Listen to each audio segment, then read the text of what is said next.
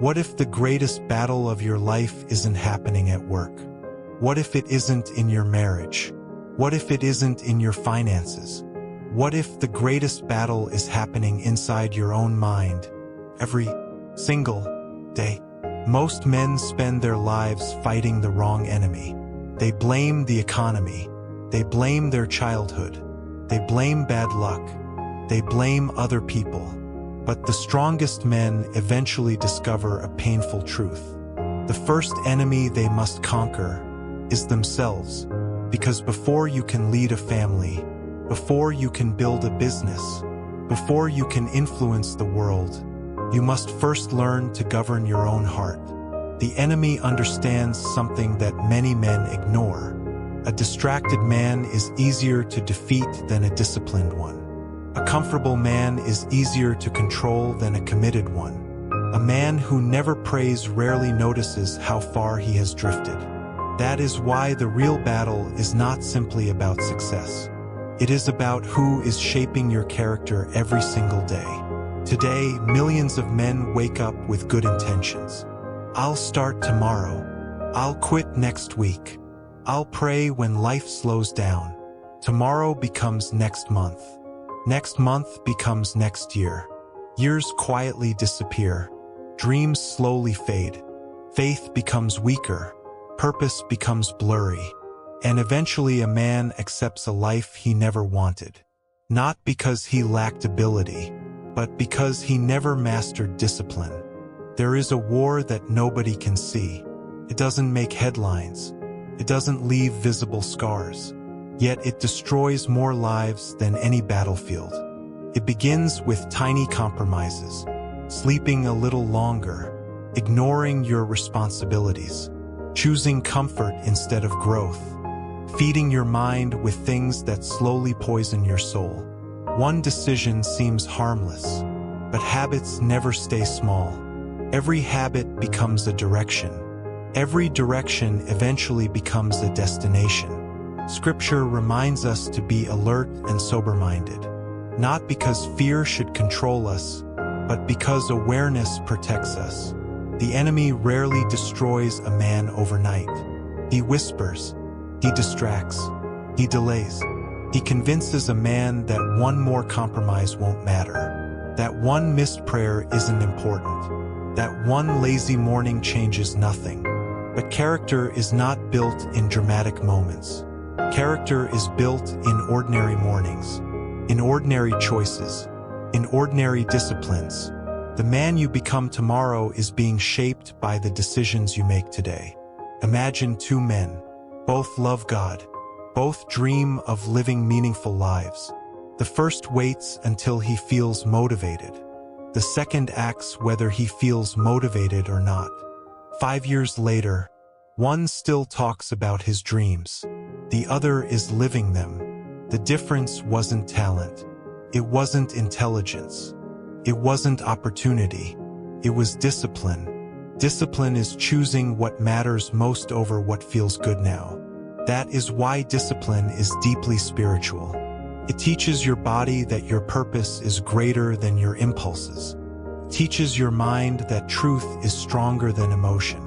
And it reminds your heart that obedience often comes before understanding. The world celebrates instant results. God often works through daily faithfulness. Every quiet act of obedience becomes another stone in the foundation of the man you are becoming. So ask yourself today, what habits are quietly building your future, and what habits are quietly stealing it? It was Joseph, yet Scripture never describes him as a man who abandoned God. He continued to work faithfully. He served with integrity, even inside a prison cell. Imagine that. No audience, no recognition, no guarantee that life would ever improve. Yet Joseph chose faithfulness anyway, because discipline is not tested when life is easy. Discipline is tested when nobody would blame you for giving up. And perhaps that's exactly where you are today. You don't feel forgotten because life is difficult. You feel forgotten because your faithfulness seems invisible. But nothing done for God is invisible. the prayers no one hears, the temptations you quietly resist, the mornings you choose discipline over comfort, the kindness you show when nobody notices. He sees every one of them. The world measures success by applause. God measures faithfulness by obedience. Never confuse silence with absence. Just because heaven feels quiet doesn't mean heaven has stopped working. If you study the men God used throughout history, you'll notice a pattern. God rarely called the most qualified man. Instead, he called the man who was willing to be transformed. Think about David. Most people remember the giant, but they forget the years before Goliath. David wasn't standing on a battlefield. He was standing in empty fields, watching sheep, fighting lions, fighting bears, playing his harp when nobody was listening. There were no crowds, no applause, no title, just ordinary days filled with quiet obedience. To the world, those years looked unimportant, but heaven saw something different. Every lonely morning was preparing a king. Every hidden battle was building courage. Every act of faithfulness was shaping the heart of a leader. Before David defeated a giant, he first learned to trust God when nobody was watching. Now think about Joseph. He had a dream from God, but the dream didn't immediately become reality. Instead, he was betrayed by his own brothers, sold into slavery, falsely accused, thrown into prison. If anyone had a reason to become bitter, now consider Gideon. When God called him, he wasn't standing like a fearless warrior. He was hiding. The nation was oppressed. The enemy seemed too powerful, and Gideon saw himself as weak. Yet the first words spoken to him were astonishing. "The Lord is with you, mighty warrior." Imagine hearing that when you don't feel mighty at all. God didn't speak to Gideon based on what he was. He spoke according to what Gideon could become.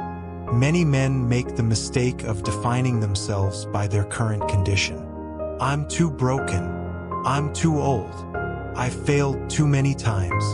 I've wasted my life. But God has always looked beyond the present moment. He sees potential where we see weakness.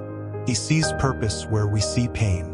He sees tomorrow while we're trapped in today.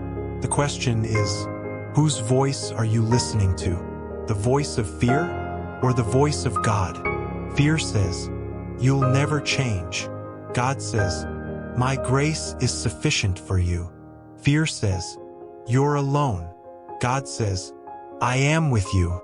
Fear says, "You failed too often." God says, "My mercies are new every morning." Every day you choose which voice becomes stronger, and every choice slowly shapes the man you become. Discipline isn't only about waking up early, or exercising, or working harder. Those things matter, but spiritual discipline begins much deeper. It begins with choosing truth over fear, faith over excuses, obedience over comfort, because long before a man changes his life, he must first change the voice he believes. Every sunrise brings the same question, not from your boss, not from your family, not even from the world. A question placed quietly before your heart. Who will you become today? You cannot change yesterday. You cannot relive the opportunities you missed. You cannot erase every mistake. But today, you can choose. You can choose integrity over compromise. You can choose truth over comfort. You can choose forgiveness over bitterness. You can choose discipline over excuses. Most men spend their lives waiting for a dramatic moment that changes everything. But life rarely changes in one dramatic moment. It changes through thousands of quiet decisions that nobody celebrates. One prayer, one act of kindness, one temptation resisted, one honest conversation, one morning you decide not to quit. That is how God shapes a man. The world tells men that strength is power. Power over people, power over money, power over success. But Scripture points to a different kind of strength. The strength to remain faithful when no one is watching. The strength to admit when you're wrong. The strength to forgive someone who hurt you. The strength to keep serving even when nobody notices. Real strength is not found in pride. It is found in humility, because humility is not thinking less of yourself. It is thinking of yourself less and trusting God more. The strongest men are not always the loudest voices in the room. Often they are the quiet men who have learned to kneel before they stand, who have learned to listen before they speak, who have learned that wisdom grows where pride is surrendered. Perhaps you've been asking God to change your life. Maybe today, God is asking you to take the first faithful step. Not because you're fearless, not because you're certain, but because you trust Him. You don't have to see the entire road. You only need enough light for the next step. That is how faith has always worked. If David had focused only on the giant, he might never have moved. If Joseph had focused only on the prison, he might have lost hope. If Gideon had focused only on his weakness, he might never have answered God's call. Each of them chose obedience before they saw the outcome, and that choice changed history. Your story may never be written in the pages of Scripture, but your choices still matter. The way you love your family matters. The way you treat strangers matters. The promises you keep matter. The habits you build matter. The prayers you whisper in silence matter. God sees what the world overlooks. He values faithfulness long before success becomes visible. So don't underestimate today's small act of obedience. It may become tomorrow's testimony. One day, people may look at your life and call you strong. They may admire your courage, your peace, your wisdom, but they will never fully see the countless private moments that shaped you. The mornings you chose prayer, the evenings you chose forgiveness, the days you kept going when quitting seemed easier. Those unseen moments become the foundation of a life that honors God. So when you wake up tomorrow, don't ask, "How can I become successful?" Ask instead, "How can I be faithful today?" Because success may impress people, but faithfulness pleases God. Walk with courage, stand with humility, remain faithful, and trust that the God who began a good work in you is still working, even when you cannot yet see the result. Thank you for watching. May God strengthen your heart, guide your steps, and give you the courage to live each day with faith, discipline, and hope. Until next time, stay faithful and keep moving forward.